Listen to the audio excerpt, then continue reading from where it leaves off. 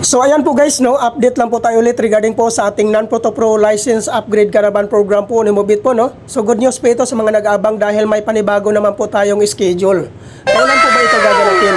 Gaganapin po ito guys sa February 21, 2026 po. So araw po ito ng Sabado ulit. Kung ikaw po ay isang non-professional driver's license holders at gusto pong i-upgrade ang inyong license to professional, sumali na po kayo sa programa na ito. Dahil napakarami na pong natutulungan po dito ng Move It guys about po sa programa na ito. Take note po guys, limited slot lang po ito.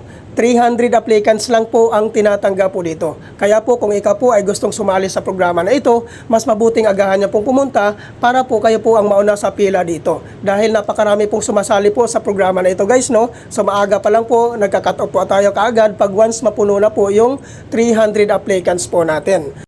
At ang kagandahan po dito guys, no, pag once ma-activate ka po dito, ay magkakaroon ka po ng tatlong service type. Ano po ba ito ang ibig sabihin ng tatlong service type? Ito po yung tinatawag ni Move It guys, no, na shared plate.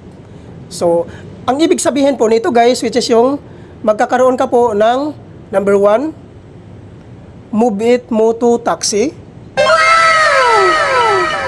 Number 2, Grab Food.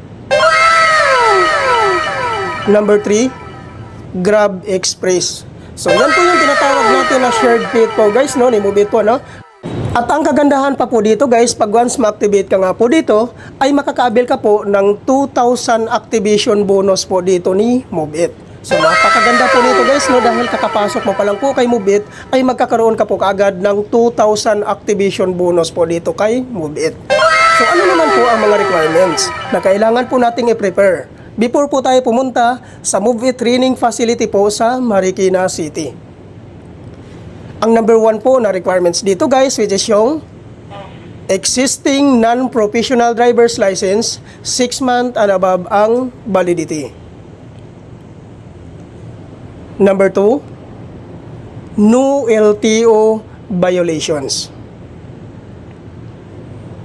Number 3, BIR tax identification number or TIN number.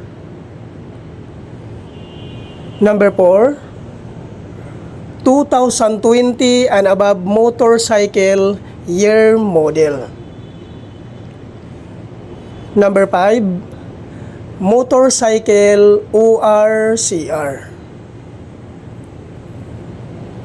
Number 6, NBI clearance. At number 7 naman po, magdala lang po kayo ng 1,000 pesos po guys, no. Yan po yung ibabayad natin sa medical at sa LTO processing. At regarding naman po sa hindi po nakapangalan sa inyo yung mga motor, ay kailangan nyo lang po magdala ng authorization letter. Hingian nyo po ng 1 valid government IDC owner. Ipotocopy nyo po at papirmahin nyo po ng 3 beses. At tungkol naman po doon sa mga sikanhan po na pagkabili ng kanilang mga motor, ay kailangan nyo lang po magdala ng deed of sale. Kailangan po guys, nakanotarize po yon. Yan po lahat ang mga requirements na kailangan po nating i-prepare before po tayo pumunta sa Move It training facility po sa Marikina City. Saan po ba ito matatagpuan? Ipin location nyo lang po guys sa inyong mga Google Map ang Grab Warehouse Marikina. At doon nyo na po matatagpuan sa loob ng Grab Warehouse Marikina ang Move It training facility. Sana po guys, no, wag nyo na pong sayangin ang pagkakataon na ito, no. Kung ikaw po ay isang non-professional driver's license holders, sumali ka na po sa programa na ito. Sana po guys, nakakatulong po ito ang update ko na to sa inyo. Thank you for watching.